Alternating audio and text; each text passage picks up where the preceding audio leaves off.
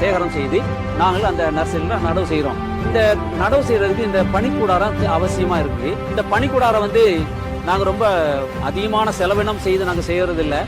Low cost technology சொல்லுவோம்ல, குறைந்த செலவில் நாங்கள் நிறைவான பலன் அடைகிறோம். ஆகவே நாங்கள் இப்போ இதெல்லாம் பார்த்துருப்பீங்க, எங்களோட குளோன நர்சரியுடைய பனிக்கூடாரம் பார்த்துருப்பீங்க. அது லோ காஸ்ட் டெக்னாலஜி தான். ஸோ இதில் வந்து கிட்டத்தட்ட நம்ம டெம்பரேச்சர் மெயின்டைன் பண்ணோம். டெம்பரேச்சர் கிட்டத்தட்ட 40 டிகிரி சென்டிகிரேட் போகக்கூடாது, மேலே போகக்கூடாது. அதே போல் அதனுடைய ஈரப்பதம், அந்த உள்ள பனிக்கூடாரத்தில் உள்ள ஈரப்பதம் 85% மேலாக இருக்கணும். இதை நாங்கள் எளிதாக நாங்கள் மெயின்டைன் பண்ணி அது கிட்டத்தட்ட நாங்கள் 90% சக்ஸஸ் கொண்டு வரோம். இது வந்து ஒரு சாதாரண காரியம் இல்லை. 90% நாங்கள் அதை வந்து உயிர் செடியாக நாங்கள் பெற்றுக்கொண்டிருக்கிறோம்.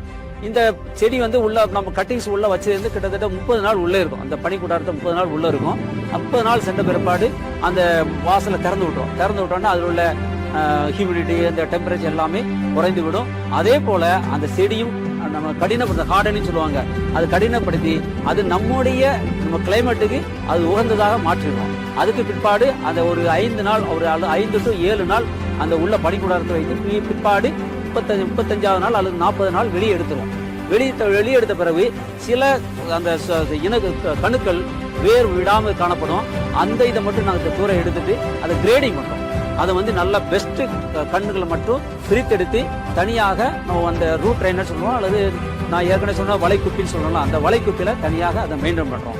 மெயின்டைன் பண்ணி இது கிட்டத்தட்ட 40 நாளில் அந்த செடி வந்து நடத்தக்கதாக ஒரு தகுதி வந்தால் காணப்படும். நல்ல பெஸ்ட் குவாலிட்டி உள்ள கண்ணை தான் நாங்கள் விவசாயிகள் கொடுக்குறோம். இதில் ஏதோ சின்ன செடி அந்த மாதிரி எதுவுமே நாங்கள் கொடுக்குறது. ஆகவே எங்கிட்ட இருக்கிற செடி பூராமே எல்லாமே நல்ல பெஸ்ட் குவாலிட்டி சொல்லுவோம். அது நல்ல தகுதி நிறைந்த குளோனால் தான் காணப்படுது.